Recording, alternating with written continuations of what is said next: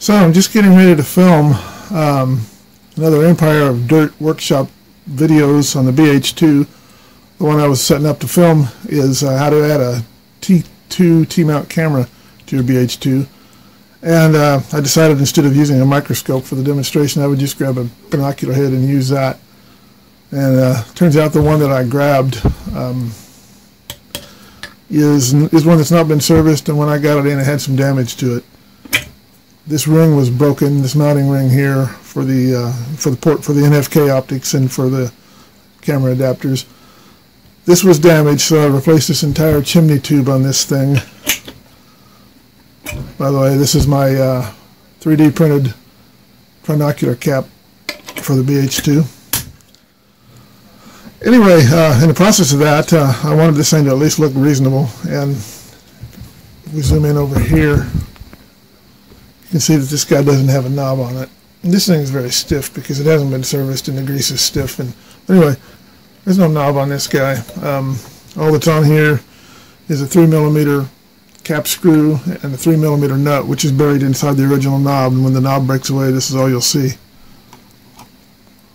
So, in order to make this guy a little more camera friendly for the next video that I need to make, I'm going to take this screw out.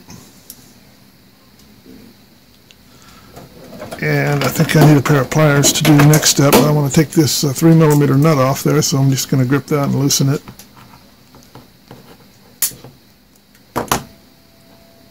And take that nut off. And you don't need the nut.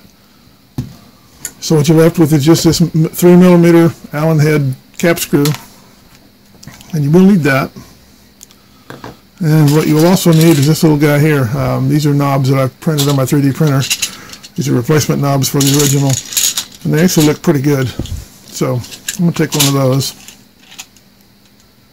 That's what they look like. Take this guy right here. As you can see on one end, it's got a small hole here. The other end is open. So what I'm going to do, take this screw into the open side here, and then just screw this in till the threads come out on the other side. Once that happens, I just screw it onto the end of this shaft, tighten it down until it's no longer loose, and there you go. You got a new knob on there. Man, that's stiff.